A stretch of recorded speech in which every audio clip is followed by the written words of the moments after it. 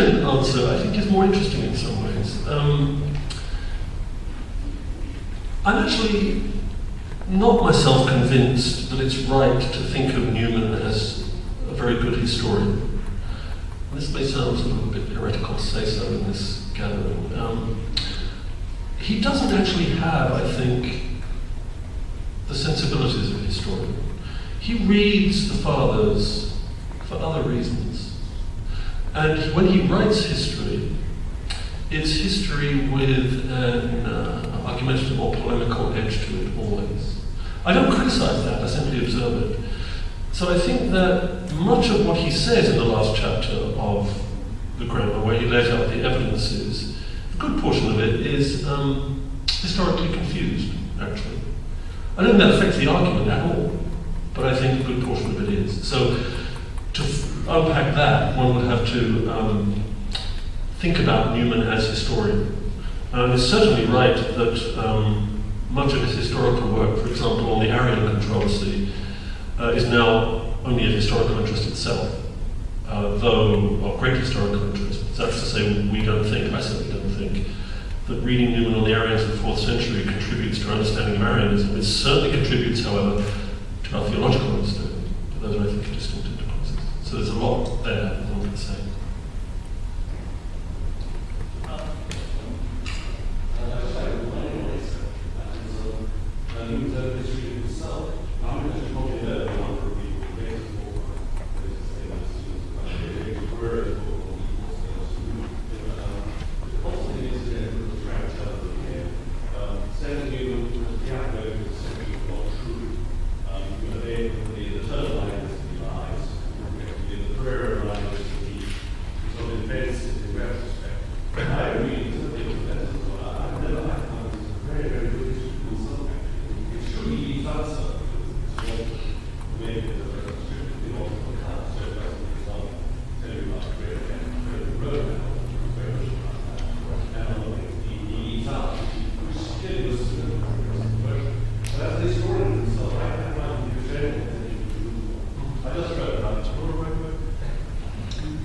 Further questions?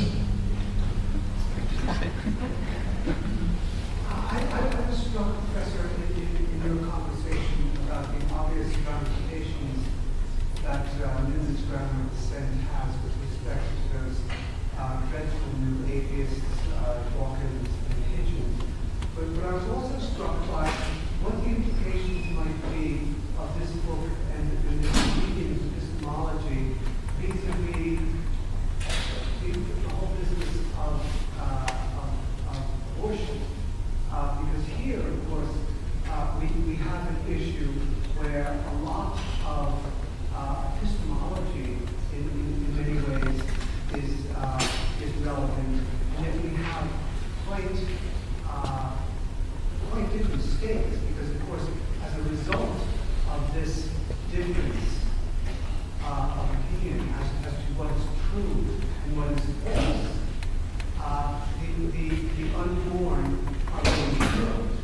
So I was just wondering whether you have that same sense that there are ramifications here, and what you would characterize those ramifications as being. Just to repeat the question, what are the ramifications of the grammar of dissent on the issue of abortion? Yeah, this is an extremely important question that I have thought about. So first of all, let's make sure we've all got clearly in mind the distinction between what you see in that second quotation in your handout, between truth in the order of being, what is the case, on the one hand, and what one ought to expect people to come to assent to, on the other hand. These are just different. So in the order of being, I will certainly say, as I'm sure you would, and as probably most of us here would, that abortion is the deliberate taking of human life, and that it would be a good thing were our legal and public order adjusted in such a way that that would clearly recognized. That would mean the repeal of Roe versus Wade, among other things. However, the way in which the American Church, its bishops, and many of its public apologists argue that conclusion is typically, for the last 30 years, based upon natural law arguments. That is to say, one tries to convince one's opponents, for example, that human life begins at conception and so forth, by arguments from available scientific data about the embryo and so forth. And one is very careful to say that these are not Catholic-specific arguments. No, these are natural law arguments available to anyone who's reasonable. This is the kind of thing one hears a lot, am I not right? If Newman is right, that's all just a mistake. That pattern of argument is a mistake. It's not that the conclusion is a mistake. The conclusion is the right one. But the idea that we should make this firm distinction in our arguments between so-called natural law arguments on the one hand and arguments from Sacra Doctrina, revelation if you like, on the other hand, that is itself confused.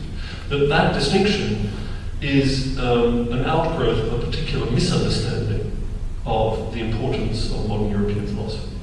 So what I much prefer, I mean, I'm nobody, I'm no priest, no bishop, what I would much prefer is that we depict our public position on this matter not in terms of natural law, but rather in terms of the full, complete, doctrinal position that in fact makes sense of it.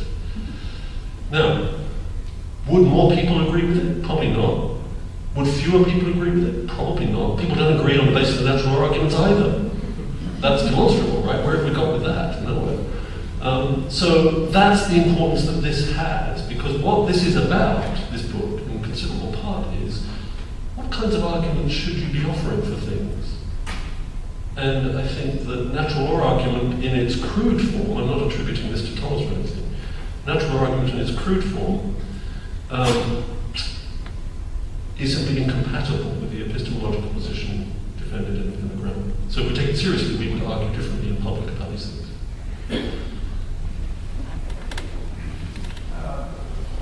It's become common in our days to have forums in which we talk about the future of the church, some sessions, topics that, and we put people together in a room or on television, left, right, and they proceed to beat each other's brains out, and to no avail over issues that we view as internally truthful and demonstrable. And so what would we say in the light of grammar sense about that, about having a forum?